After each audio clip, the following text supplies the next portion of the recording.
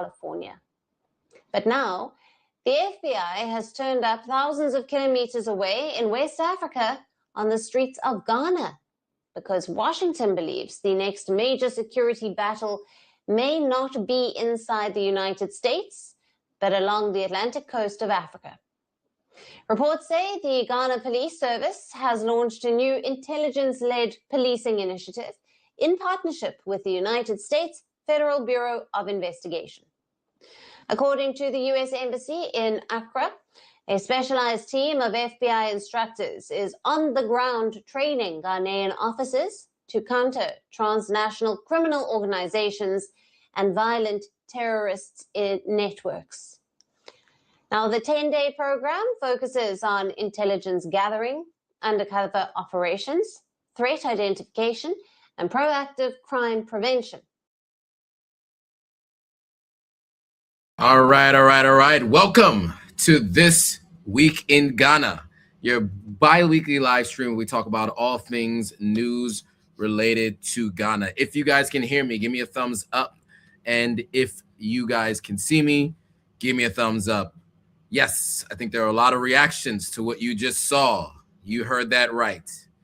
FBI on its way to Ghana. 10-day exercise. We will give you guys more in a moment.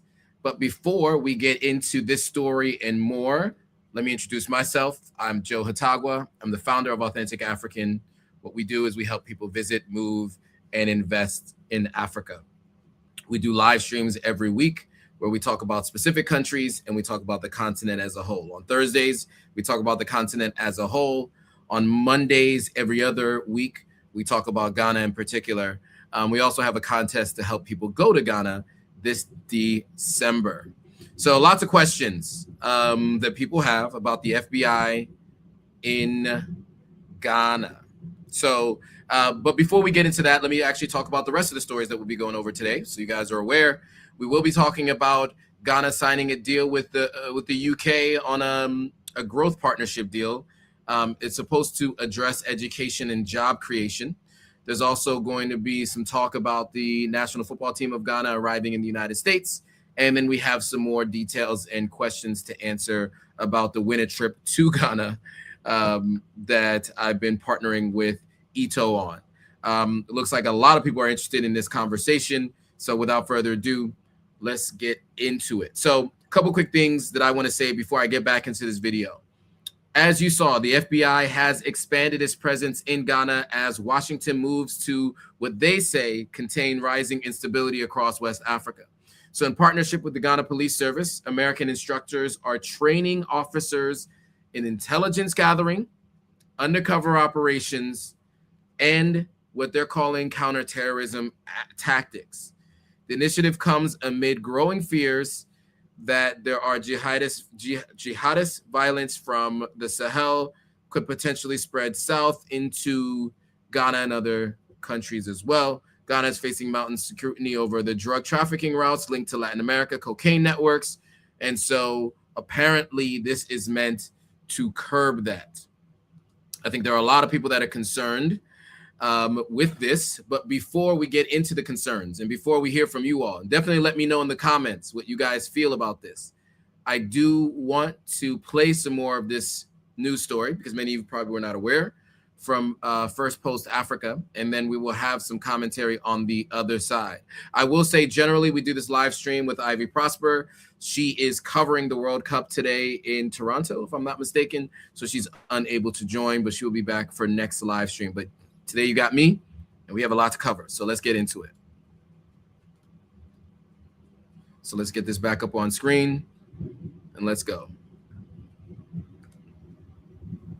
The training provides real-world law enforcement tools that protect lives and national security.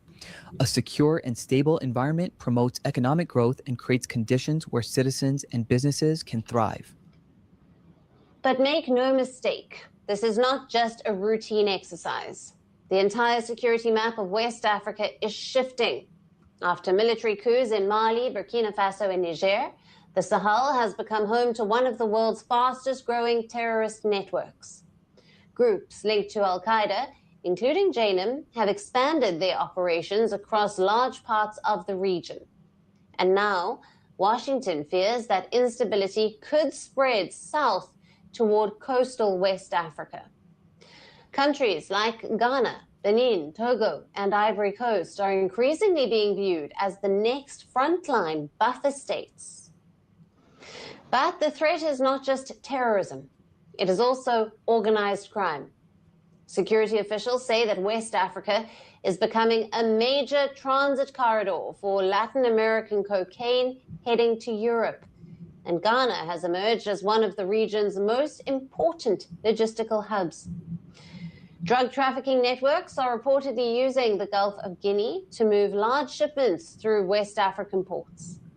Ports like Tema and Takoradi in Ghana have come under growing scrutiny. Just last year, Ghanaian authorities reportedly seized more than 3 tons of cocaine hidden under sand inside a truck moving from Takoradi to Accra. Now, this is where the drug trafficking intersects with the terrorist groups in the Sahel. Once the drugs move inland, trafficking routes pass through transit hubs and territories controlled by the Sahelian terrorist networks.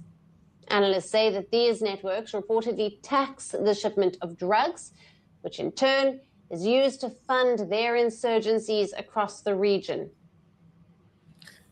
All right, guys, there's a lot there and a lot to cover. So before we even dive into that and my thoughts, I do want to acknowledge some of the folks in the chat. There's a lot of people who have a lot of opinions and thoughts on this. So let me just acknowledge some of the folks from Instagram. Some people have said what they said. Poppy Pop 56 says what he says there. He said what he said. The African Chronicle says, why African Libyans keep going back to the USA while this country has no interest but to, what he says is steal from us. Aren't we tired of this BS? And this is what Barbara said. What the actual, and Eleanor says this. So my thoughts, because I think, we've been having this conversation for some time now, and it's one of those where we have to talk about it holistically.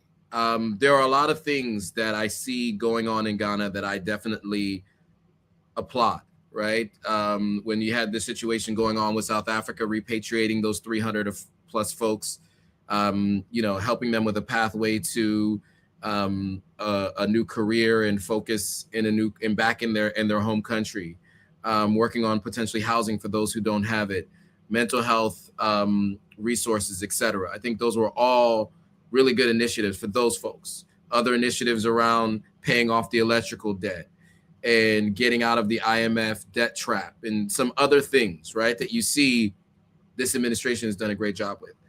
I think that many people who are watching this live stream are confused by deals like this. And here's why.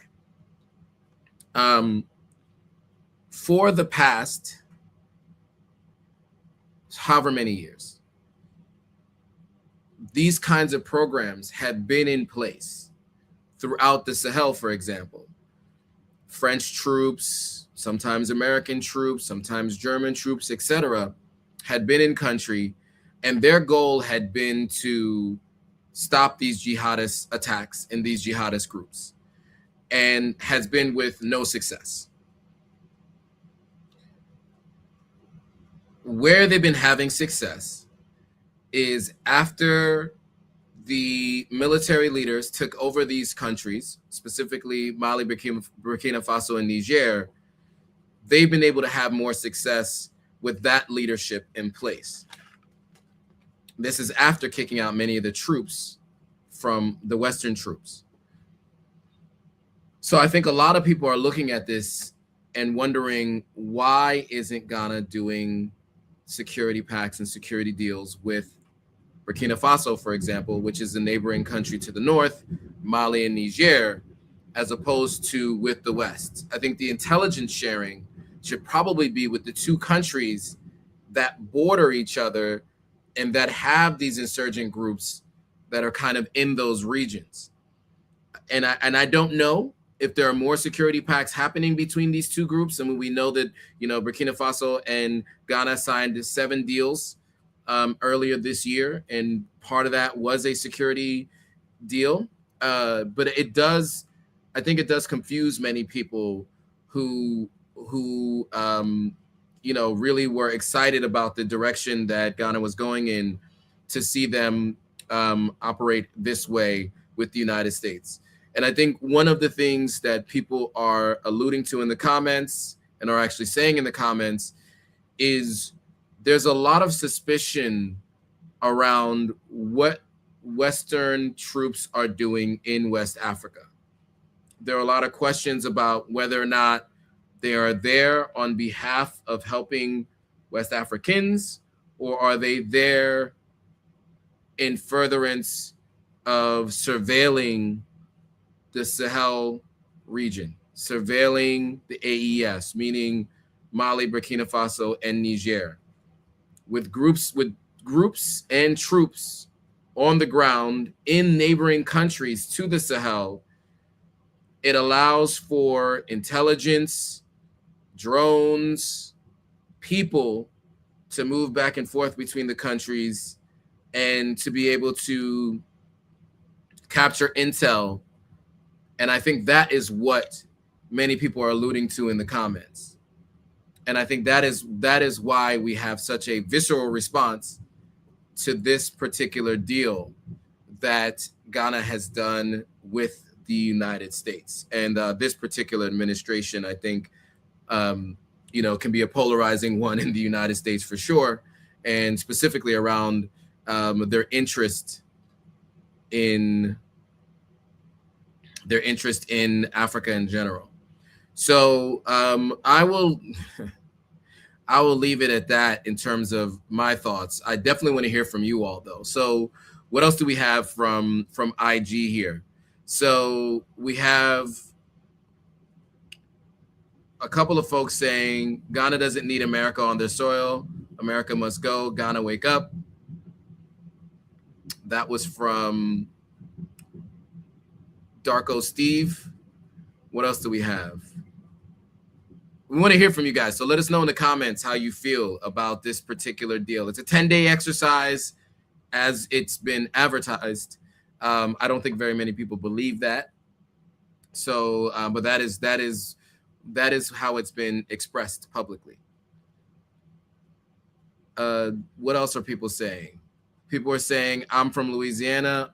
Oh, okay. That's just random. OG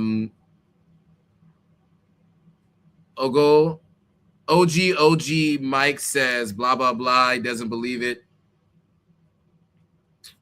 There are a number of people who are just saying, I don't believe this. Kobe Samuel says there are nuances to this. Let's not conclude. Ghana knows what he's doing. Do you guys agree with that comment from Kobe Samuel?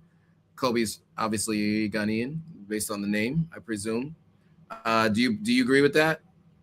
In the Wind says, you are brave. I am just reporting the news. Just reporting the news, guys. DC says, the terrorist talking point is subterfuge and has operatives playing their roles. Typical, predictable storyline. Who has the love for the Sahel countries? Wake Up Africa, an attack on one is the precursor to an eventual attack on all soon thereafter. Snap out of it. That's from DC. The African Chronicles says, give the president of Ghana this book, The Art of War by Sun Tzu. And Miss Charlie says they are boxing in the Sahel region. And by the way, you know, you guys are not alone in these sentiments. I think a lot of people are skeptical about the West in West Africa in this way.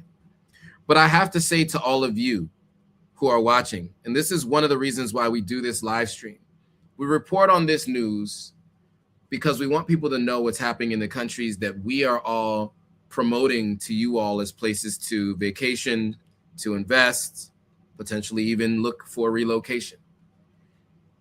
If you want to see something different, you have to build something different. And so we need to work with locals, with other diaspora, to build an ecosystem where there isn't a need for Africans to rely so heavily on the West for things, infrastructure, security, etc. That is why we do this. That's why. So my goal is to get this information out to you all, and then for you all and for us to work together collectively to change and to shift how things have been happening, because everyone else is benefiting and coming to the continent besides us in the diaspora, our people, everyone but us. So Afia Warner says, just joined. What did I miss? On vacation in the gorgeous Caribbean, but still conscious of this president's agenda for Africa. So what you missed is basically, and for those of you who are just joining, here's the long and short of it. The Trump administration has expanded its presence in Ghana, as Washington says they're moving to contain rising instability across West Africa. So the FBI has actually sent a group of folks out to work with Ghanaian police around a number of different things. They said for the initiative to quell some of these jihadist regimes. So I'll continue to take comments on this particular story as we go throughout. There are a couple more stories that I want to cover. We are not done on partnerships with the West. One more comment here from YouTube. Awelio says, why would Ghana have anything to do with the U.S., given everything going on there? Surely the FBI needs to first invest in the social order security of the U.S. in the first instance. That's an interesting point from Awelio. The Africa Chronicle says, would you mind opening the line to have a live exchange with you? The Africa Chronicles. I always have to be careful with having a live exchange with folks on these live streams. Because I can't curate what people say, I cannot always have people on. Here's what we could do with the Africa Chronicles. What I'd like to do is let's have you on at a separate time. Let's have a conversation first before we bring you on. So shoot me out a DM first before we bring you on as a guest. I would like to talk to you first before we do that. For these live streams, we're very careful to do that because of what can be said and what has been done to penalize platforms like this. I'm very careful with my speech and very careful how I handle this and share information with you all, because something that someone else can say can completely remove this platform. And then you guys we no longer have this. And that's what happened with African Stream. And they're back with Sovereign Media. Well, not they are back, but Sovereign Media is attempting to do something similar. But we just want to make sure we don't have this situation where we lose this platform and I can't even share this with you guys anymore. So absolutely shoot me a DM and let's talk. We'll definitely talk about having you on as a guest in the future. Afuya says, what else do we need to know about our open enemies? There you go. And okay, you got my note, African Chronicles. Okay, great. Okay. Any other comments from Instagram that I'm missing about this particular story? Africa needs nothing from the US, France, and I think that's Germany. They placed the ingredients, caused the problems, fixed the problem. That is from Jasmine Clark. Ollie Conley says, jealousy. American always wants to be in somebody's business. That's what Ollie Conley says. Okay. You guys are very active today. I see this story has really stirred up some feelings for folks, and understandably so. I think this is one of those things that people are very confused about, and I understand completely why. So Afuya says military preparedness is the key. Military preparedness, education. Look, we live in a capitalistic society. And so, also in this world, capitalism rules all. One of the things that I do think we should not ignore from the story that you just heard was this. Let's not get away from the fact that they mentioned the transatlantic drug trade that is coming through West Africa, making its way to Europe, and many times that is funding some of these groups. And so there are people who are in positions of power across the Gulf of Guinea, which that's not speaking specifically to Guinea. The Gulf of Guinea is basically that whole Gulf of all the West African countries. There are people that are allowing this to come through. There are people who are allowing money to come through. You cannot have money come in and out of a country without someone being involved in that process. Is it cash? Is it transactions through cards? Is it crypto payments? The ability to stop this is there. Is the want to stop it there? Are too many people making too much money from the drug trade through West Africa to stop it? That's a question we should be asking ourselves, right? Would there be a need for Ghana, or anyone for that matter, to be going to the US or previously Europe, or others to go to Russia and China for military training and operations if these jihadist groups weren't getting paid, and if others weren't getting paid through the drug trade that is coming through West Africa? So we also do need to face that very true fact that it is happening. And if you need any evidence of that, next time you're in West Africa, you go to a nightclub and you'll start to see people with cash on cash. And, you see folks with chains on, etc. And those aren't even the ones who make the most money. There are others who are hiding in the shadows, happen to be in positions of political power, who dress in suits every day, and, who say they have legitimate businesses, and they also are profiting and benefiting from the drug trade. Let's also talk about the fact that there are laundering organizations that launder money as well. So all of that, I think, needs to be addressed. And I think you can address that mainly by offering alternative means of income for people. You can't change all of it right away. There's just no way to do that. But the more options that people have, the less they choose these kinds of routes. And so that's why I think it's important to share this. Afuya says, bogus. Who are the people indulging in the so-called drug trade? It's really called the European drug trade. Exactly. However, it does come through West Africa, and people in West Africa are getting paid. It only gets to Europe through West Africa. So there is a piece of this that we have to acknowledge in terms of what needs to be done. And my solution is offering alternative means of income for people. That's the solution I present.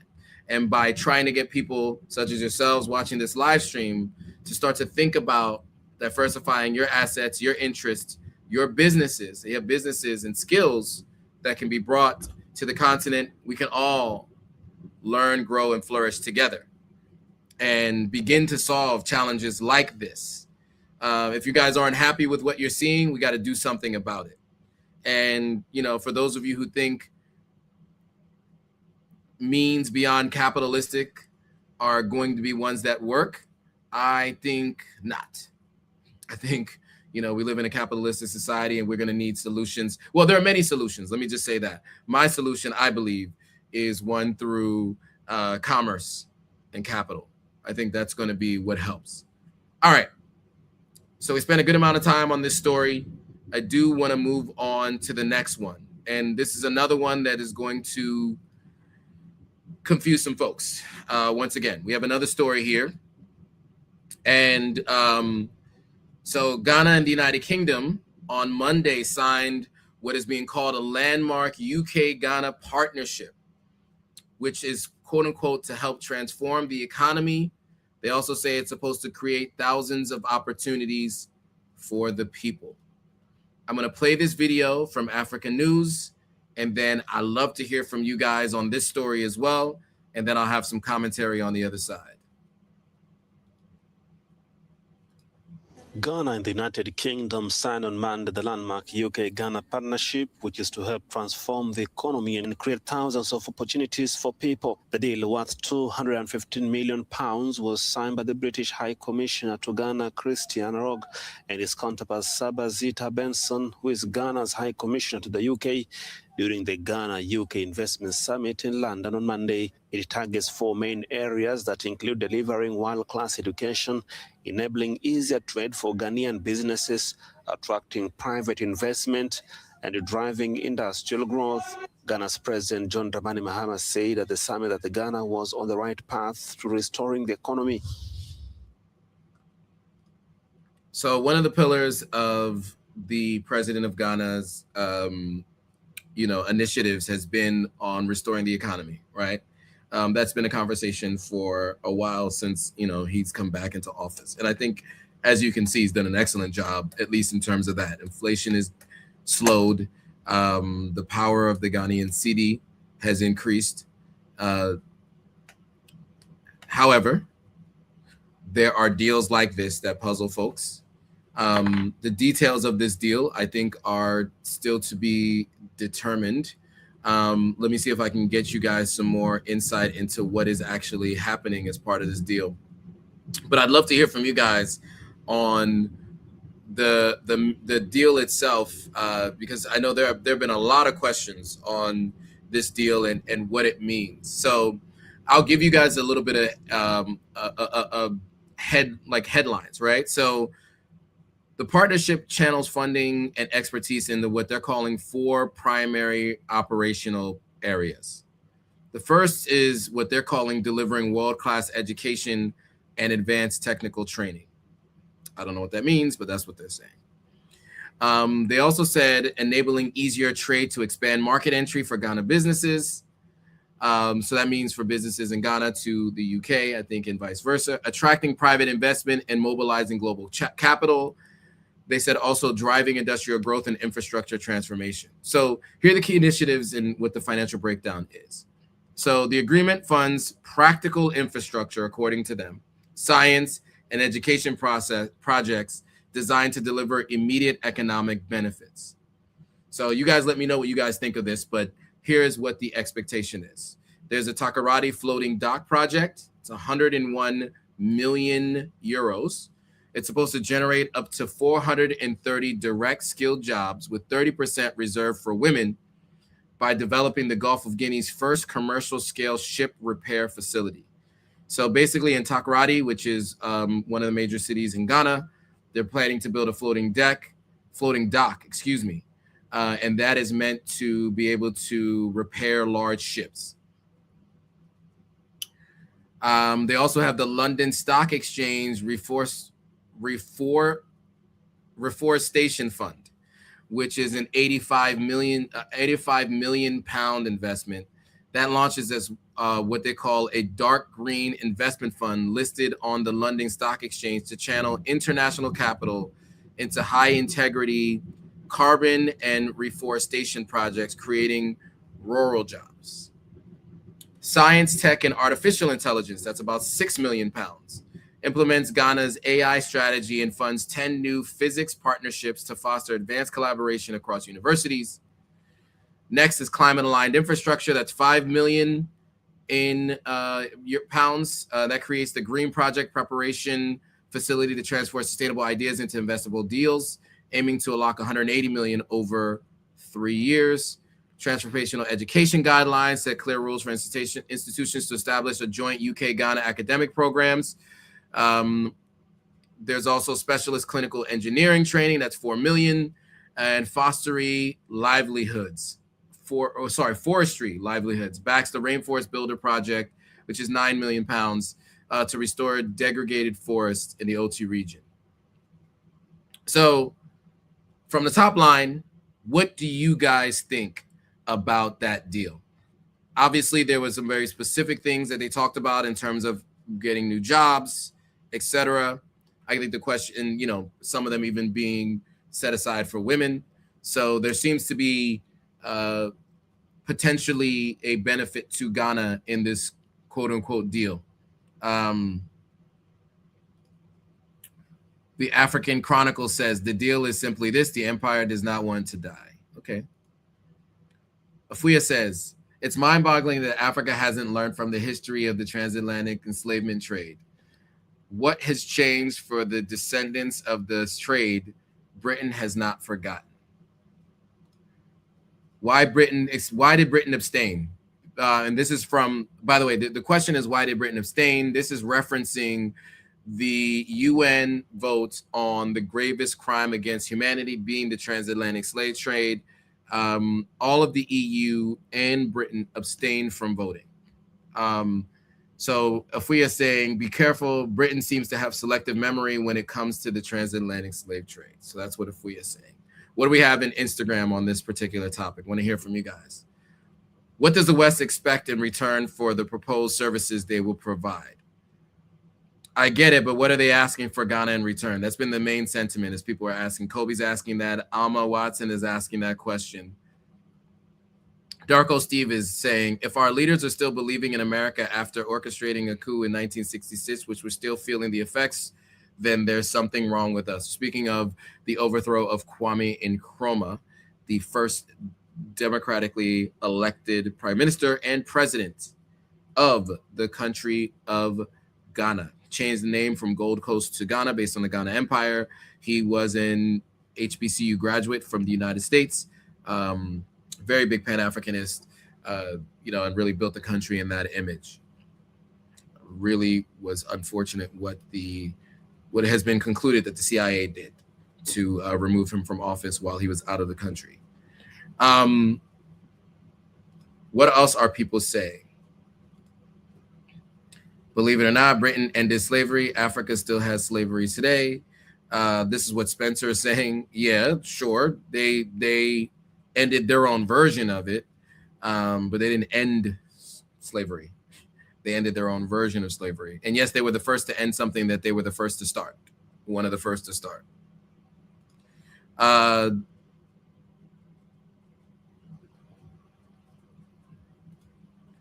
Let me elaborate with the empire that does not want to die. Europe and most generally the West are desperate. They need our natural resources. They need our workforce.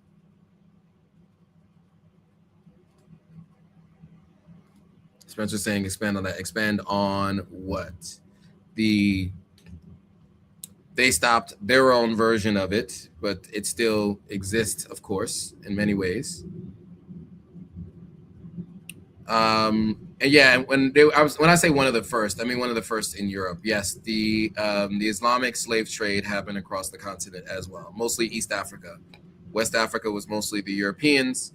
East Africa and North Africa was mostly the Muslims, the Arab nations, some Arab nations, I would say. It's actually certain nations, we don't want to do it based on a religion because there are many people who follow specific religions. Let's just say it was certain nations. We don't say Christians, we say Arab nations. So we shouldn't say Muslims, we should say the nations who did it, right? So let's be very deliberate in our communication of this. But yes, there were some Arab nations that did take part and really start a lot of the slave trade that happened on the continent in different ways, right? Like bringing them outside of the continent, right? So yes, there are always versions of different, and slave trade, and let's be clear too, right? When we're talking about conquering a group and sometimes taking on some people, there weren't jails at that time, right? So many times people who had committed crimes against large groups of people, humanity, whatever, many times that was when they were taken into servitude, many times could be called slavery. So let's be very clear when we talk about Africans having slaves, it was a very different context, and it was very different than the way trading happened during the transatlantic slave trade. And yes, there were many groups involved, and many Africans involved in the transatlantic slave trade. But remember who was the most involved and who were the largest beneficiaries and who kept it going the longest and who did it across the most people, right?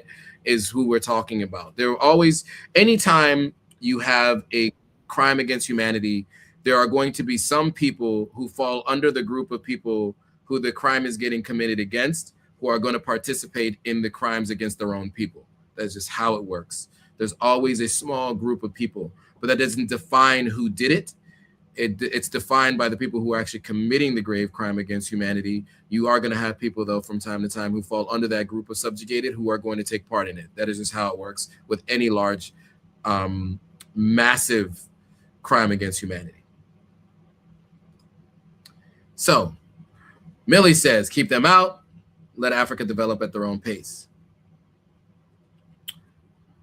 And Afuya says, look up the doctrine of discovery.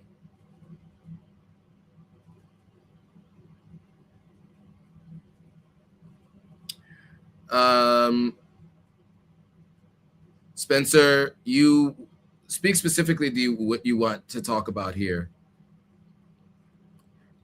Maybe consider the discussion on that topic. Yeah, so there'll probably be a discussion on the topic, because if we want to do a deeper dive into that, today's conversation is supposed to be about news in Ghana. So we don't want to get too far down a rabbit hole on any specific topic that people are trying to cover that has nothing to do with the topic of the day today. And I see we're losing a lot of people because we've gone down this rabbit hole. So let's stick to the script and focus on what people came here to hear about, and that is specifically the news of the day. So a couple more conversations, or a couple more stories that we want to cover today. In the interest of time, we are running low on time, so let's get back to it. So obviously the World Cup is happening in North America.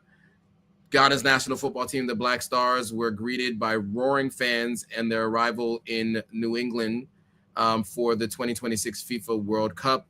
We're going to play a little bit of footage from SABC News, where they covered a little bit of this in their work recently. So let me get them on stage in here. Ghana arrived in Providence, Rhode Island, to start the final preparations for their World Cup campaign. The Black Stars wrapped up a week of training in Washington, following an international friendly against Wales in Cardiff.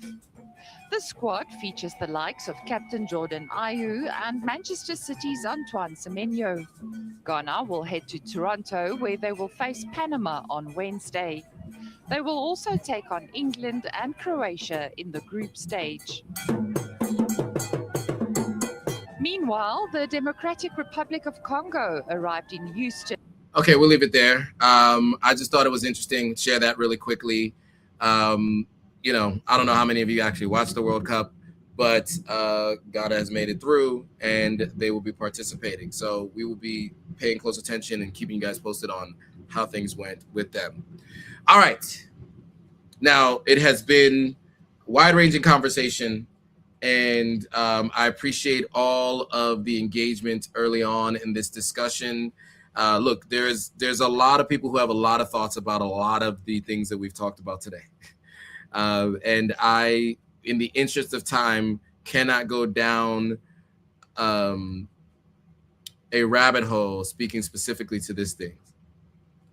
Okay, so before we move on to the last story, maybe it's just me, but I would boycott this competition. I'm not watching. I refuse to do so. Please elaborate. I'd love to hear why you feel that way.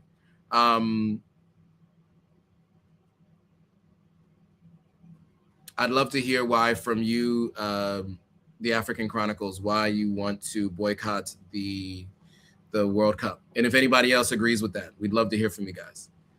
And let's see if there's any other comments on this in particular. Okay, so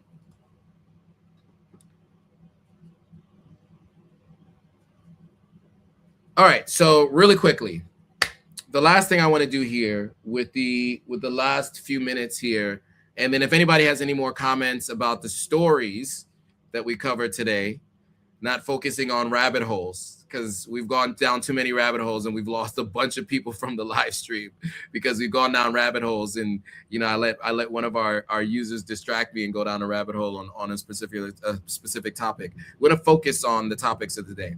We'll do a whole conversation. If we want to have a conversation about the transatlantic slave trade and all of that, we could do that on another day. This is supposed to be about the news of the day in Ghana, right? So specifically, let's talk about, you know, the contest that I partnered with Ito on. So if you guys might remember, last week we did 2 different live streams. On Monday, we announced it. And on Thursday, we discussed it even more. We did a Q&A.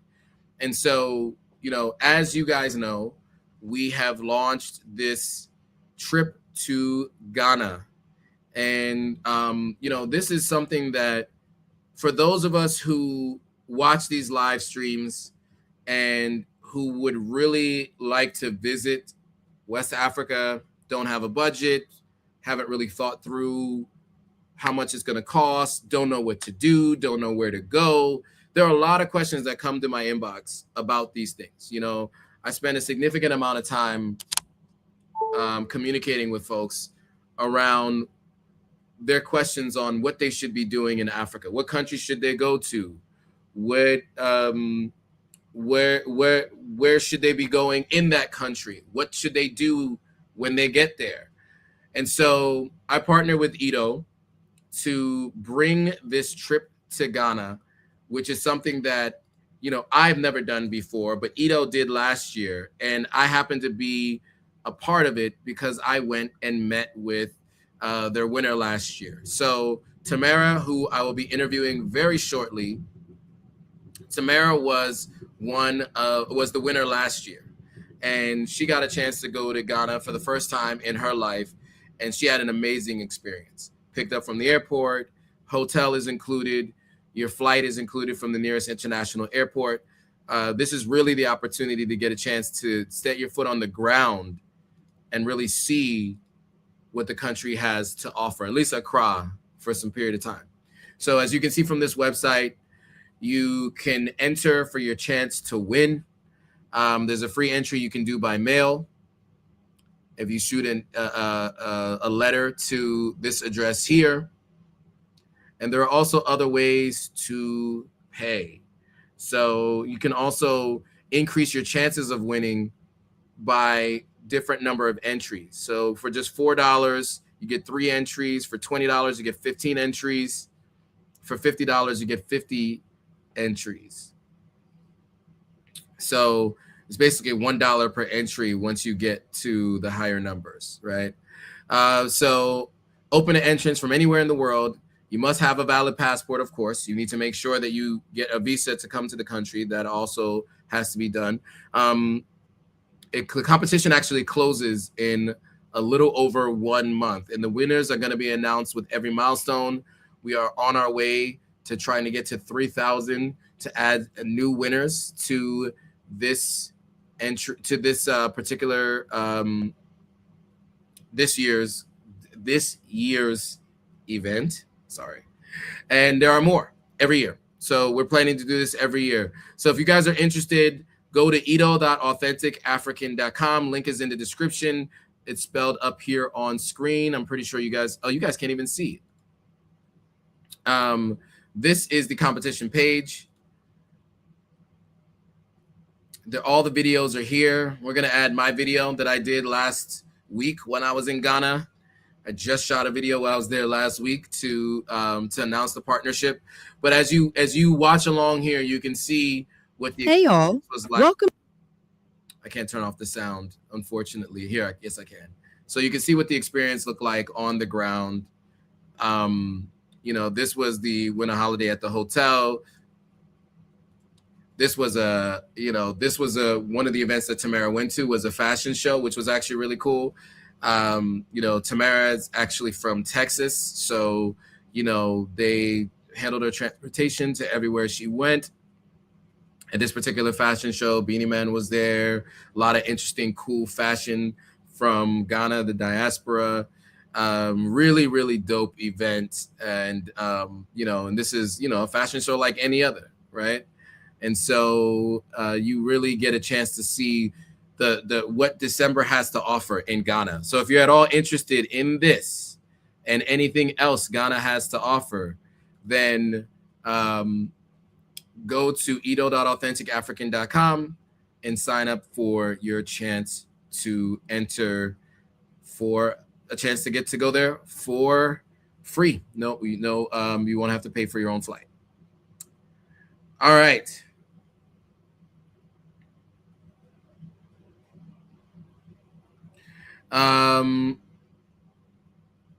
All right. So, guys, in the interest of time, we're going to end the live stream there. If you at all interested in that trip to Ghana, listen, if I was you, I'd sign up for it. I mean, I myself have gone to Ghana, of course, many times, and it was a game-changing experience for me. As someone who had been going to Sierra Leone often, I went to Sierra Leone 5 times before I first stepped foot in Ghana.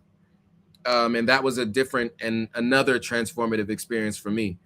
After going to Ghana, I moved almost exactly 12 months later. Now, I do not recommend that for other people. I recommend a process that you go through before you decide to make a move.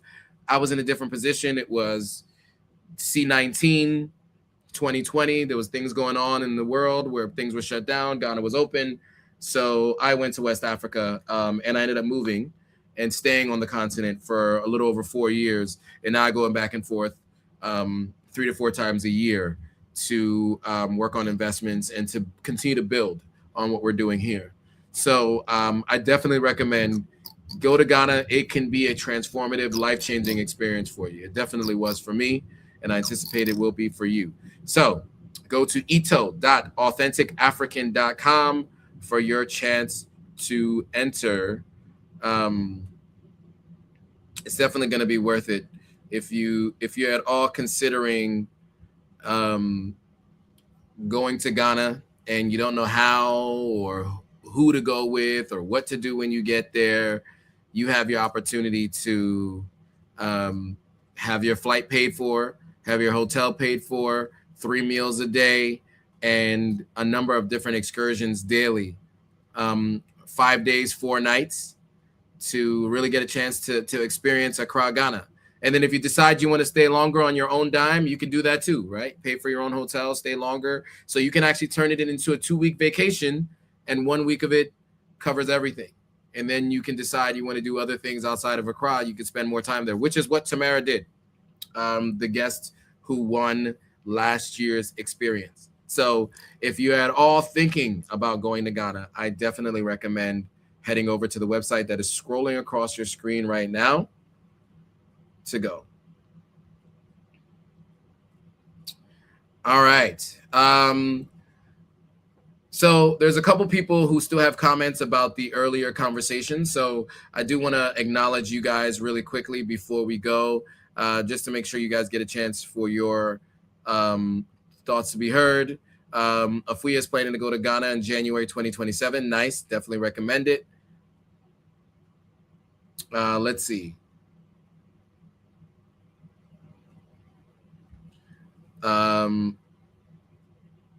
Mental OG says they have a spy division coming out of Ghana. They're posing as Black Americans and try to infiltrate the U.S. government.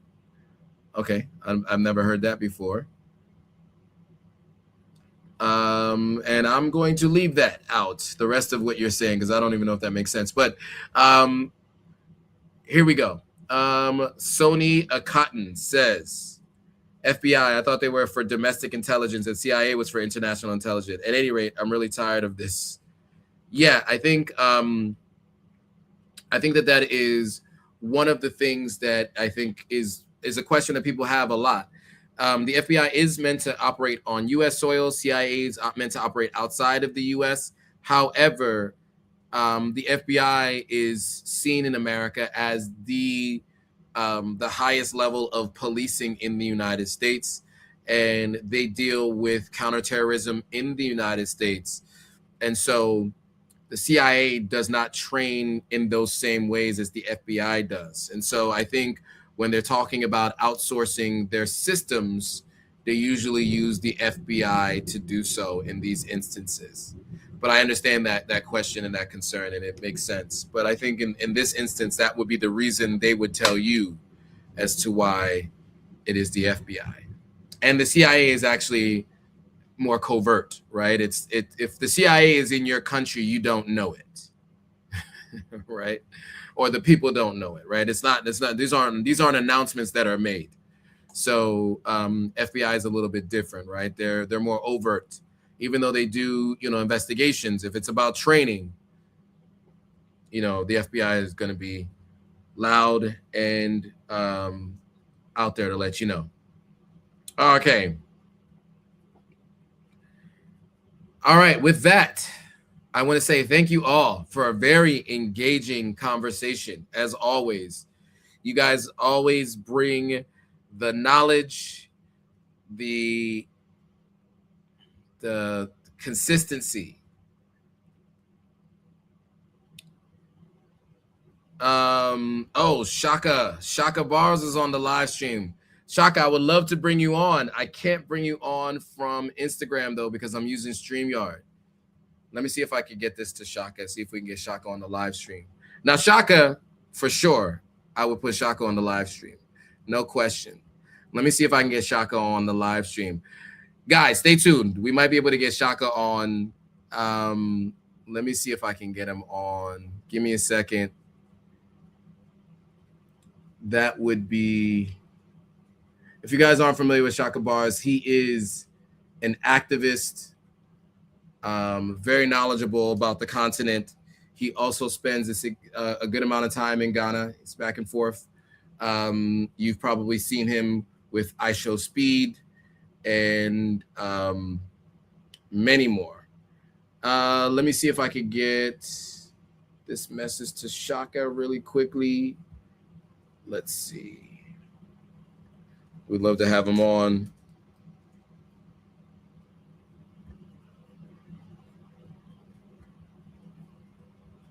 All right, I'm gonna shoot him over this note.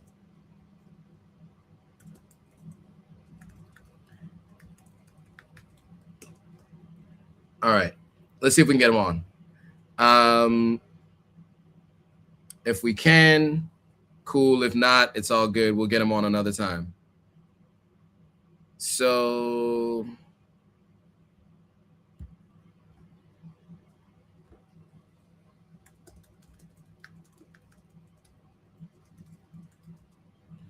all right. So let's see if we can get him on. If we can, cool. In the meantime, so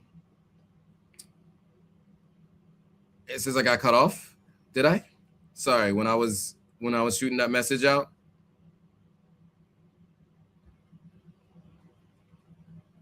Okay, there we go. We got Shaka Bars in the building. But if I come on here like this, then my followers won't see it.